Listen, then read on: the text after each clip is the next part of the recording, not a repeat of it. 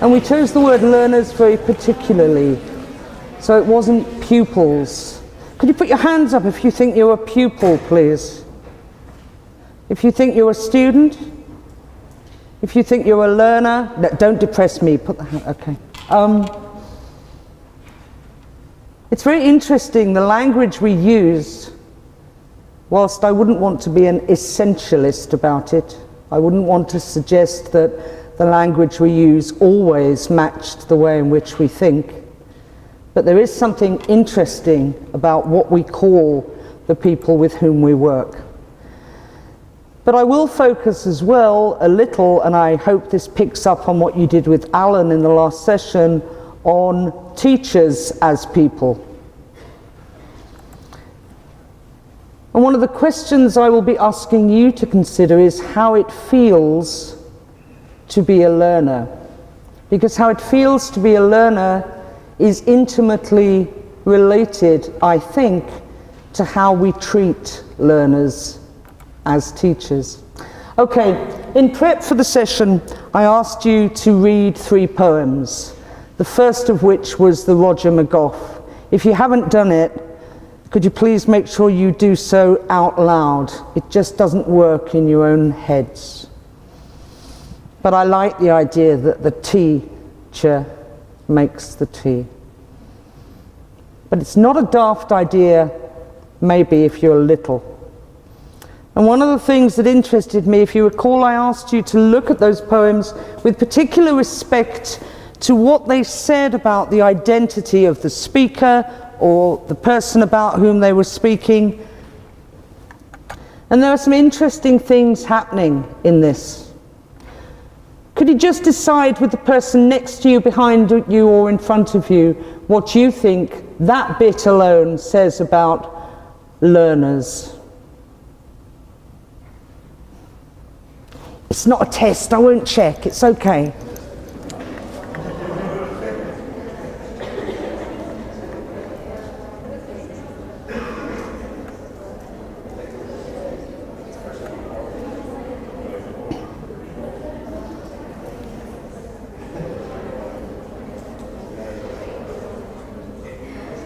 Okay, can you tell me how many of you remember your first day at school?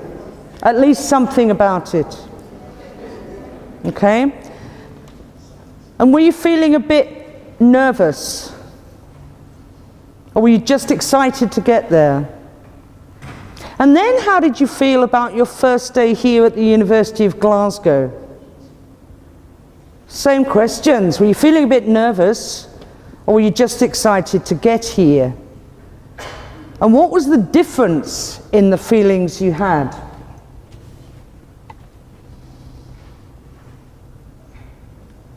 I think at our peril as educators, we forget what it was like.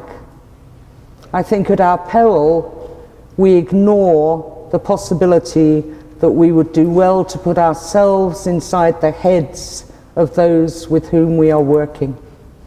The next one, in some respects, is just kind of a bit of a lark, really.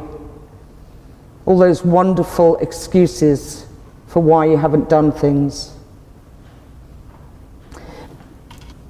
But again, just with the person next to you, in front or behind, could you decide what, if anything, it says about the identity of the teacher talking? What kind of person is he or she?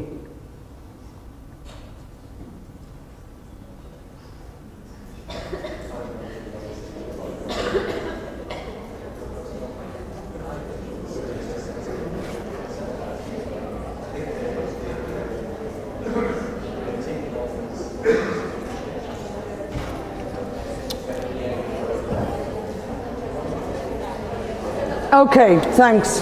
There can't possibly be a right or a wrong answer to it. I think they sound pretty fed up with their job, really. But I can't decide. On another occasion I read it and I think they're just being humorous or something. The final one maybe is a bit darker. maybe a bit more serious in some ways. The part that's highlighted that begins such things is the part I would ask you just now to quickly reread.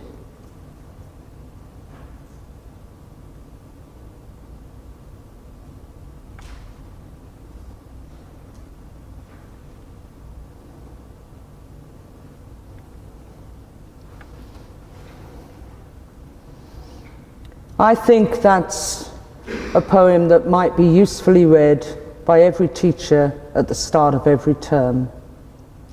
Have any of you had people say to you, well, just do it because it's good for you? Or at least the implication that you should do it just because it's good for you.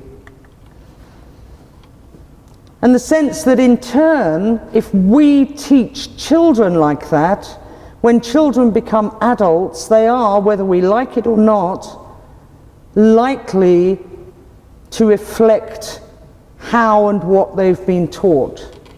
It's a heck of a responsibility, teaching. But don't worry, it'll be fine. Okay, so that was just to kind of get you into the thinking about learners as people and what kind of people. The clip from Noam Chomsky takes us to issues around the expectations, perceptions, and what is or is not natural, deemed normal with respect to learners and education. And my question to you is, if you're teaching a 5-year-old, to what extent do you consider the 5-year-old as a person now and for the future? And essentially there are two, it's a bit of a simplification, but there are essentially two ways of thinking about it. One way says that children of 5, 6, 7, 8, etc. are simply young people. And the other way of looking at it is to say, well, no, children are very different from adults. The art, science, discussion of teaching with children is called pedagogy. There is another label for the same thing with adults, and that's andragogy. I've always struggled a bit with that. What do you think the difference would be?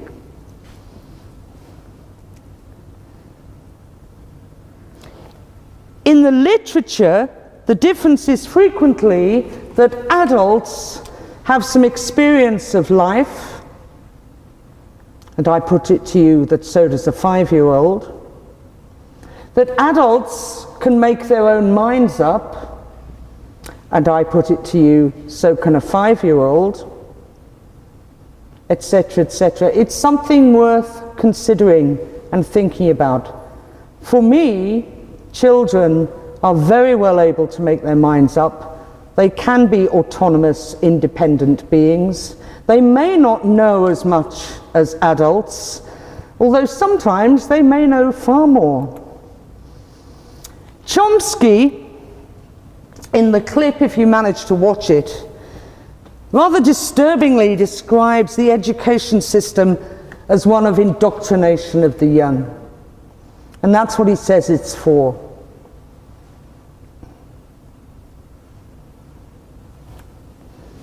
Are you being trained at this moment? And if you're not being trained, what is going on?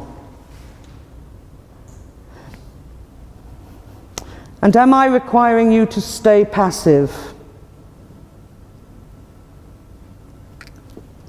And what does that mean?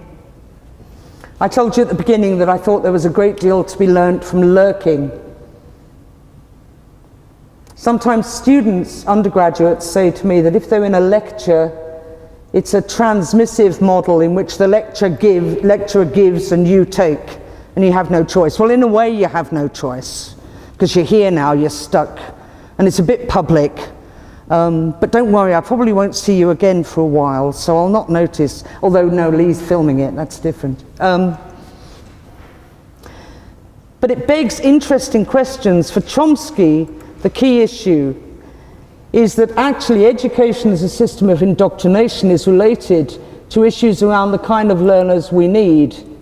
He talks about the possibility of this being in flux, where flux is a good thing, it just means there's some movement, it's not static.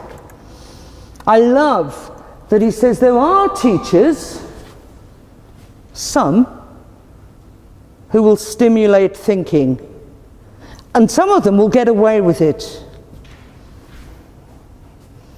That's a very scary thought. It's actually, I think, quite scary what he says about thinking itself. For him, as you know from the clip, there is a very high degree of stupidity in the system. It's all about obedience. And he gives the example to the group he's talking to, and I presume they're a group from a graduate school, but more or less the equivalent of you here today. And he says, you're willing to do whatever we ask you to do because you want to go to the next step. And he says all of us are like it. You, me, Lee, all of our colleagues. And the implication is that we may be becoming stupid from this. For me, the difference would be that you know you might be doing something that in Chomsky's terms is stupid, but you're willing to do it to get to the next step. I'd be depressed if after that you didn't think you were going to try and break that cycle. Of course, he says that people who aren't obedient are frequently labelled as well. They've got behavioural problems. Not for nothing does someone that disturbs us in a room get classified as someone with behavioural problems, quite possibly social and emotional ones as well. And again, I think the Chomsky tape should make us sit up and think, because he says if education's about obedience, and if it's obedient people we're looking for, there'll be no progress. And he says that in different parts of our lives we'll be more or less obedient, and we'll of course function differently. You won't be the same people exactly in this room at the moment as you would have been sitting out there, as you would be if you weren't in a lesson of some sort, or will you? Is it just a different aspect of you, and which is the one we want? To what extent does the University of Glasgow, with your course so far, demand obedience? I'd be really disturbed if it did, or at least if it did without demanding other things as well. But it's a serious question to consider. What we should have, by contrast, or what surely we should be aiming for, is a much more independent person who is able to think freely. And he talks about the arts and the humanities as being ideological subjects, and I put it to you that the study of education is ideological. It is about an ideology of the person and what you want people to become. On the one hand, you might want people to be people of this sort. The sort Chomsky is describing and the kind of education he's describing is much more related to that other column. And we'll see as we progress that that's probably around in the system quite a lot. Can you put your hands up if you think that at primary school you were required to be obedient? And could you put your hands up if you think, don't film this, Lee, if at the University of Glasgow you are required to be obedient? And can you be obedient at the same time as you're free thinking?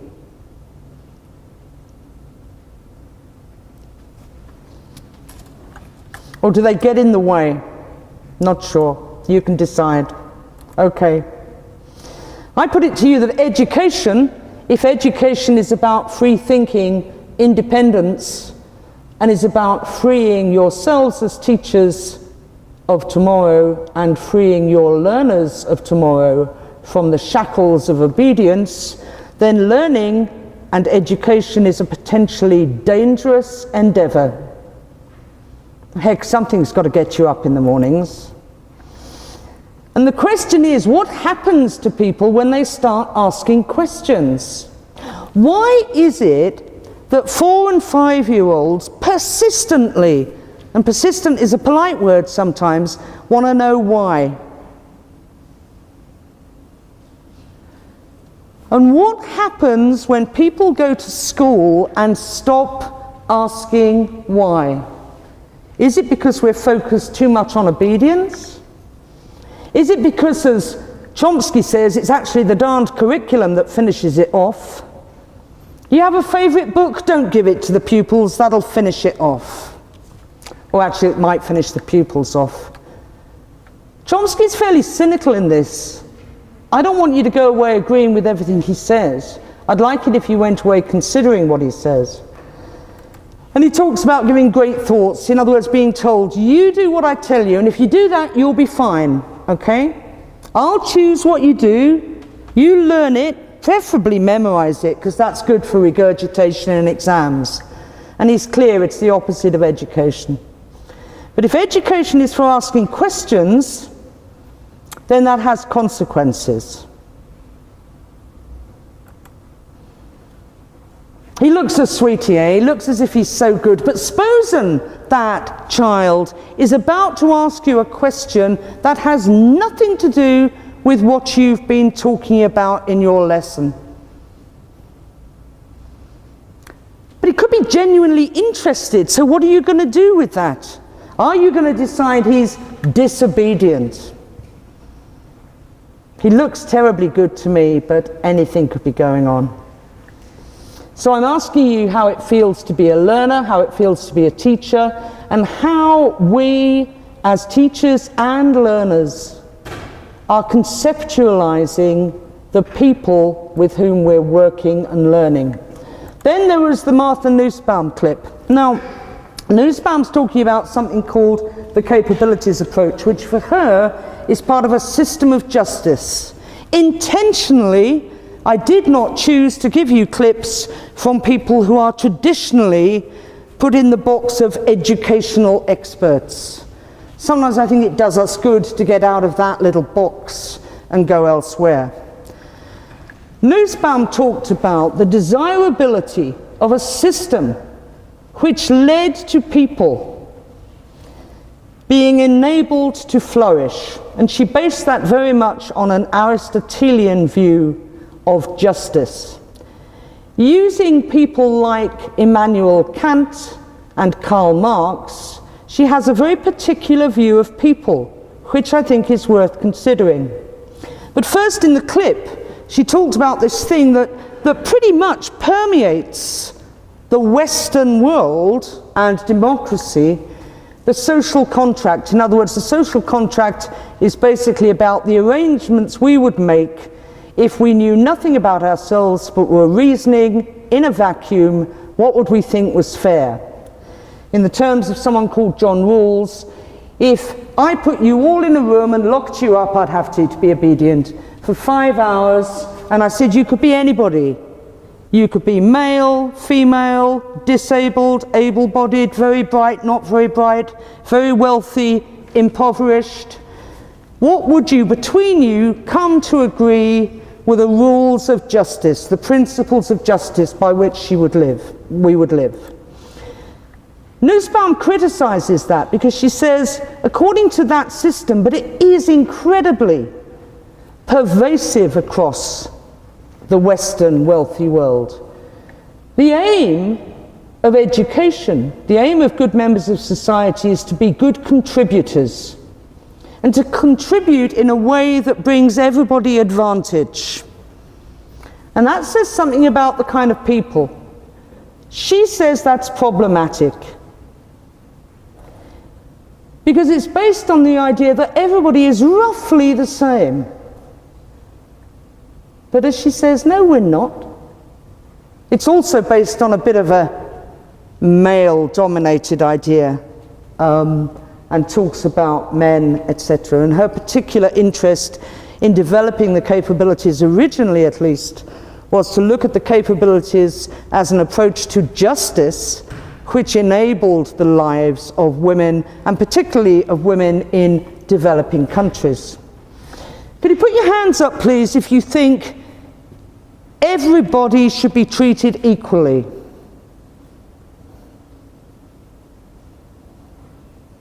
And if you don't think that, why don't you?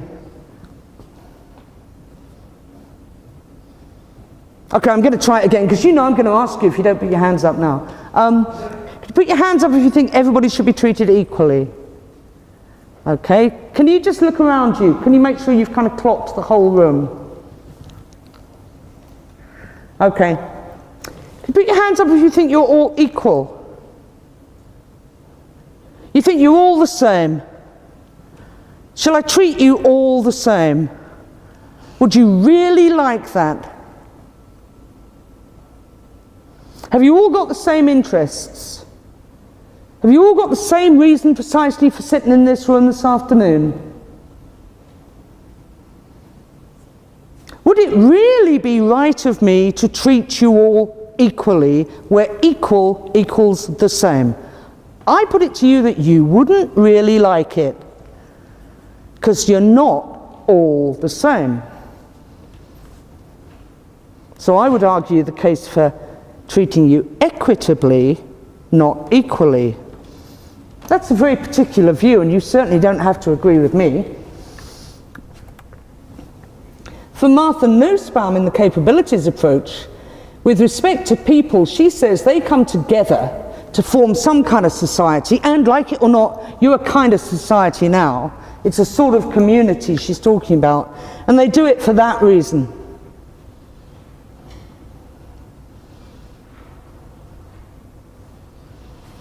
And you know, it's become frighteningly unusual in education to talk about these soft, sloppy terms like love.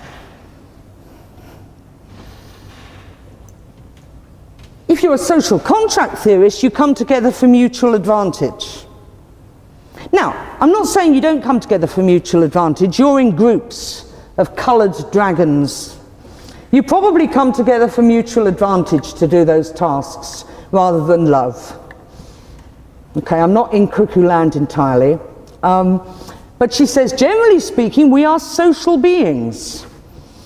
And we come together to do things for the good of each other and because we like and sometimes love people. Her capabilities approach is based on a view of people, a view of personhood, that partly derives from Kant. Each person is an end in and of themselves. They're not a means to other people's ends. Think about that. Think how often education allows each person to be an end in him, his or herself. From Kant she derives the importance of mental and moral powers, but she splits from Kant and goes to Aristotle with respect to other things about people. Aristotle says humans are political animals. Kant gets very unhappy with any view of animality, okay? The difference between is important to him. But importantly for us, Aristotle, who informs Nussbaum's capabilities, says very clearly that each and every one of us is potentially vulnerable and will be vulnerable at some point in our lives. If you have the flu, you will be more vulnerable than if you don't. When you're a tiny child, you will need care. You cannot survive on your own. Almost certainly, if you live to a good old age, you will have vulnerabilities that require care. If you break an arm, you will require care. Interestingly, Scotland's legislation on inclusive education, additional support needs, is particularly interesting. I think it leads many parts of the world with respect to saying that any child at any time can have additional support needs. Absolutely right, I think. She borrows from Marx the idea of truly human functioning. Would you put your hands up if you think you have true human functioning, please? Oh, you're not sure, are you? Probably not at this moment. Maybe I should say if you think you will by 5 o'clock this evening or something. Don't know. Wait and see what it looks like, perhaps. For Nussbaum, the capabilities mean that we must treat people in a way that they can achieve these things. Everyone's entitled to a minimum core of social entitlements. Everyone is entitled to the circumstances that allow them to live a life with dignity. Because at the heart of her view of people is that dignity belongs to and must be cherished in every human being. They must be allowed to live a life worth of dignity. When you were at primary school, were you allowed to live a life worth of dignity? Sorry, a life of dignity. And what would it look like if you were? Am I letting you live a life of dignity at this particular moment, in this particular hour? What would it look like if I wasn't? If I knew you better, I would have asked one of you to come in late. How would I treat you with dignity if you came in late? And how would I not treat you with dignity?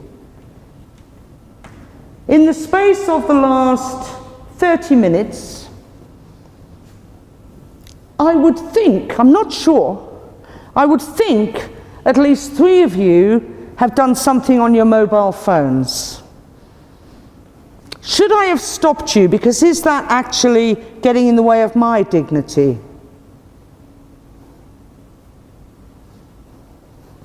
Put your hands up if you think it is. Oh, good. Well, no, I mean, well, okay, the trouble is you don't know, do you? Because I don't think it is. Crikey, this course is on Twitter. You could be doing anything. International students, people with whom I normally work, are forever on their mobile phones. They're not texting home. Well, they might be sometimes. They're normal human beings. But actually, most of the time, they're going into Google Translate and things like that. And occasionally, they're twittering to someone at the other side of the room to say, in essence, what is she talking about? Or something like that, okay? Dignity is complicated. It's at the heart of Nussbaum's way of looking at people. She says it should be at the heart of what we do with learners. I agree wholeheartedly and passionately, but at the same time I think it's complicated. And I ask, if we allow 5-year-olds and if we cherish in them the potential to be dignified. Now you might say a 5-year-old can't be dignified. I would disagree with you. What happens when 5-year-olds come to school? They've been in kindergarten, preschool, something else. They come to school. Go back to the Roger McGough poem. Not a Scooby, really, what's going to happen. But teacher says, it's time for break, you all line up. And you have to be quiet. How many of you had to be quiet when you lined up? Can you remember? Yeah, most of you. Why? Do you know why you had to be quiet? Did the teacher ever tell you why you had to be quiet? I'm not saying there's not a perfectly good reason, but it could be that lining up quietly simply demonstrates the teacher's control over the class. Is it anything else than that? And if it is, that's great. Is it treating the children with dignity? Maybe, but if Johnny or Susan starts talking and the teacher says, go to the back of the line now, and it's the first day at school, I'm not convinced that that's treating Johnny or Susie with much respect or with dignity. So these are kind of important things, and there's nothing as practical as a good theory for thinking through them. Nussbaum maintains we're working towards a life of truly human functioning. People are entitled to these things, and she has 10 what she calls central human capabilities. Controversially, she says these are universal. You go to any part of the world, in any context, and these should apply. That is deeply controversial. Okay? She does say, however, that the way in which they will apply will differ according to the particular context. So, for example, bodily health. We live in Scotland. We're all pretty much okay financially. We have security, etc. We have a fairly good chance of living a reasonably long life. Issues of life and bodily health, and indeed bodily integrity, will differ widely in different parts of the world. And what Nussbaum says is it's the job of education to ensure that not only do we have a threshold in all of these 10 capabilities, but that we go beyond it as far as we are able to do. For her, these 10 capabilities are entitlements, and she says that goes deeper than rights. It's deeper than a human right. You are entitled to these things. You, me, and every other living being. And the reason you're entitled to it is that if you have these things, then it's all about what effectively all people are able to do and to be. Non-fungible has nothing to do with mushrooms. It's about saying you can't get rid of one of the 10 capabilities and compensate for it in another one. You have to have the range. And you don't have a life worthy of dignity and flourishing if you are at least not above the threshold in all 10. You can't compensate one with another. She talks about something called adaptive choices. And that's where we make choices because we have no choice but to make them. It's all very well for us to say, and I passionately believe, that all children should be enabled to go to primary school the world over. But in some families, in some parts of the world, girl children in particular, are not able to go to school because they're needed at home to look after other children, the animals, etc. If you ask the mother of those girls, they would say there is no choice. So in fact, I have chosen this. It's tricky. Ask yourself about the choices you make day in, day out, but particularly the big choices you make. How did you choose to be here this afternoon? Don't tell me you didn't choose, I know. But how did you choose to be on this course, this program? Was it entirely your choice? Or more likely, were you influenced by other people, other experiences? Still doesn't mean it's adaptive, it could still ultimately be your choice. To what extent do we let children choose? How old do they have to be to make informed choices? Again, I put it to you that a 5-year-old can make an informed choice, as long as the information is provided to the 5-year-old. So there's a kind of pattern developing here. I've added flourishing to the Chomsky line. Nussbaum says that the capabilities approach is all about creating a world that's as good as it can be. I think that's a reasonable definition for an aim of education. I would be shot down by some people for saying it, but I don't mind. I'm not going to be obedient. Okay? Now, this should be resonating with the other things you've looked at in your course to date. The Chomsky line, more negatively than the Nussbaum, which I think is more positive, puts us on our mettle and makes us stop and think.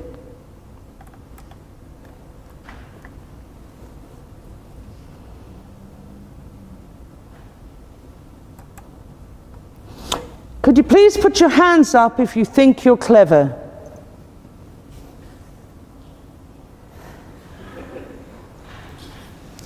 Let me put it differently.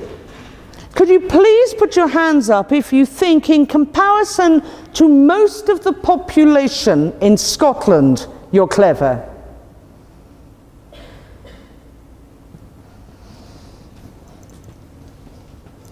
Could you please put your hands up if you think you're not clever? Ooh, there's something funny happening here.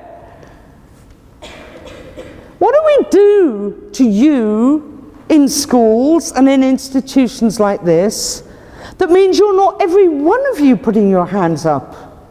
Because if you're not every one of you clever, then frankly we've made a huge boo-boo in letting you in. What is going on in the education system that means it's not cool to say you're clever? What is going on even more dangerously, in my view, in the education system that means, just as Robinson warns, that we divide people. Those who can, those who can't. And if you can, it tends to be academic. What are we doing?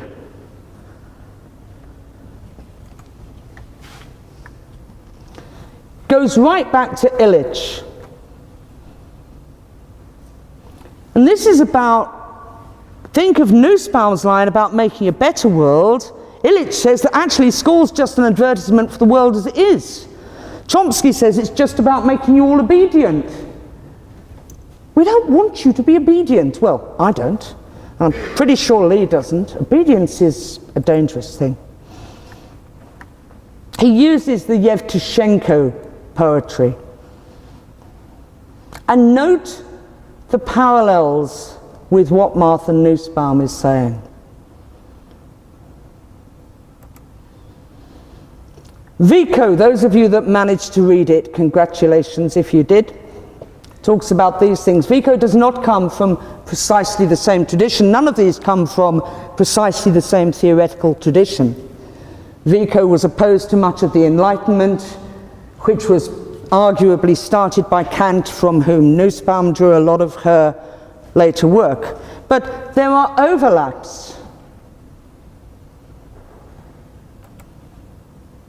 So, in Scotland's schools, let's try and get really practical now. In Scotland's schools, what is Curriculum for Excellence, the curriculum for the whole of Scotland, across all sectors? What does that have to say about the kind of people we want? Well, it bases much of the curriculum on the idea of 4 key capacities. Could you please put your hands up if you're a confident individual? And if you're a responsible citizen? Yeah, exactly. Depends what it means by responsible, doesn't it? Does it just mean obedient? Does it just mean slavishly following the rules? Does it just mean complying? Or is it more demanding than that? Are you an effective contributor? Hands up? Not sure about that then. Are you, here we go again. Are you a successful learner? Oh no, couldn't possibly be. Do you know, what's interesting is this is even worse in Scotland than it is in England. I don't know what happens. I don't know what it is about this kind of, oh, I couldn't say that. Oh, I don't want to say I'm successful. Oh, that'll be bad then. Ask yourselves what's going on. Ask yourselves what's going on in our schools, and after that, that means you don't all put your hands up to that one. I would have thought of that there was no doubt, but then that's just me.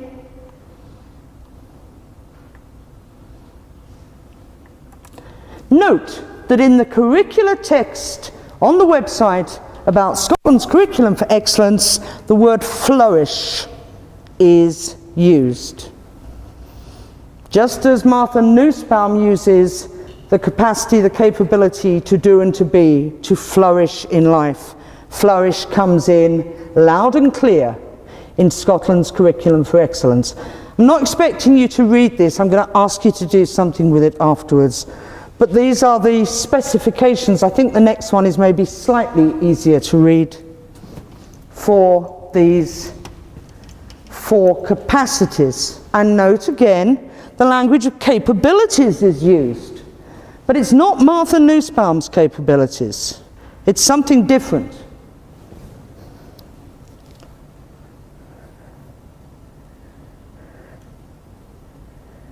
put your hands up if you feel resilient.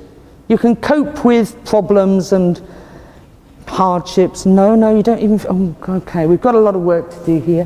Can you put your hand up and have respect for others? Oh, thank the Lord. I thought I could get a good bet on that one. Okay, do you have ambition? It's a bit iffy, that one. But oh yes, okay, that's interesting. I didn't predict that. If you have a sense of your own physical, mental, and emotional well-being, yeah. Or sometimes even when it's not so well-being, but you know what it would look like. Okay. My question to you, which I'll come back to at the end, is that to ask you to consider the relationship between the capacities and the capabilities as described in Scotland's Curriculum for Excellence and in Nussbaum's 10 capabilities. Now, you might not agree with all of Nussbaum's 10 capabilities. You might want to say to me, I reject that one. Frequently, postgrad students, when I ask if it applies to them, say they want to reject number 9, which is play. They say they don't have time for play. I think that is desperately, desperately worrying. What is the difference between work and play? You're going to be teachers. If you don't regard work as pleasurable, I think that'll be really hard. But it interests me, at what age in schools do we think that children stop playing? They have a wild time till they're 5, they have a great time. And then some of that stops.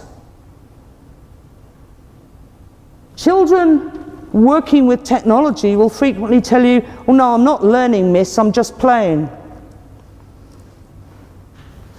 What does that say about what we're doing? What does it say about how we're regarding them as people?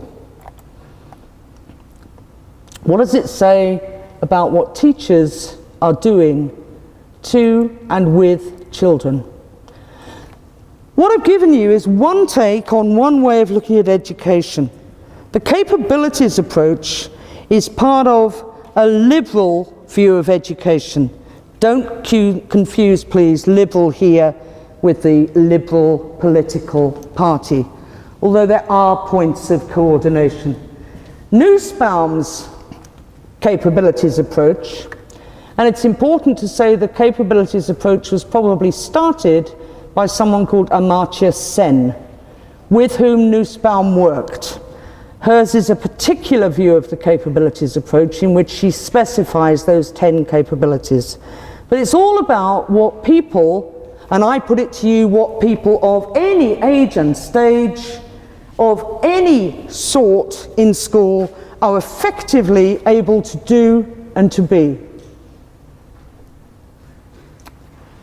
But notice there's something going on there, effectively able to do and to be. There is something happening in some schools, certainly across the United Kingdom, not only in Scotland, in which teachers are apparently encouraged to make pupils, learners, believe they can do anything they want to do, yeah? Well, I put it to you controversially that that is not treating people with respect or dignity. Someone said on Twitter, I think, that they'd heard in some session this week about both Martha Nussbaum and Bourdieu. Bourdieu writes beautifully about human capital, social capital, habitus, etc.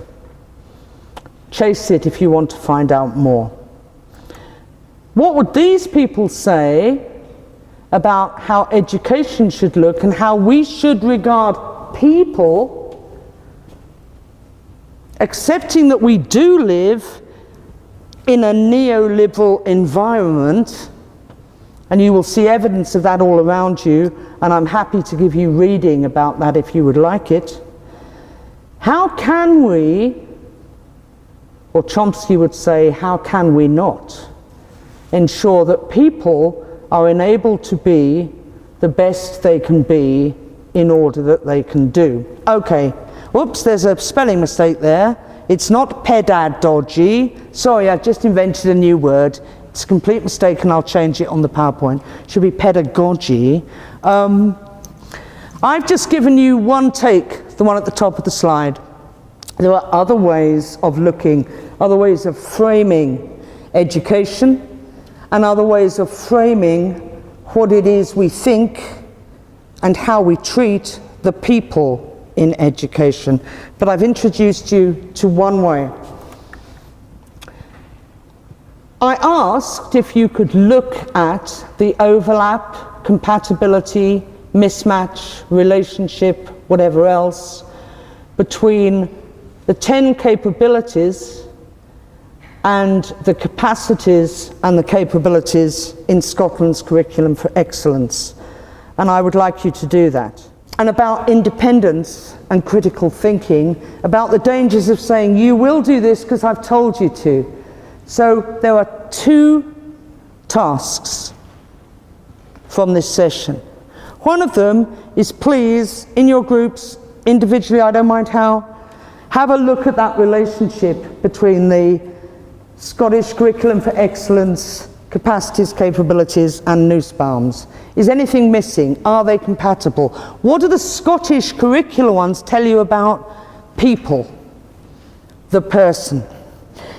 And then instead of giving you the standard set readings, I want you please to tell me, do it in groups, I think is probably the best way.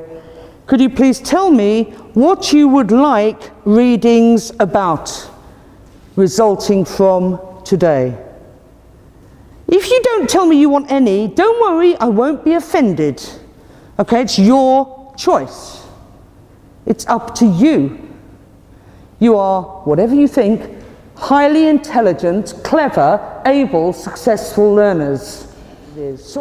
Would you please think, you don't have to write it, just think before you leave the room about, for you, what in this 1-hour session has possibly made you stop and think. And you will all be different. Could you just think about it quietly for a minute?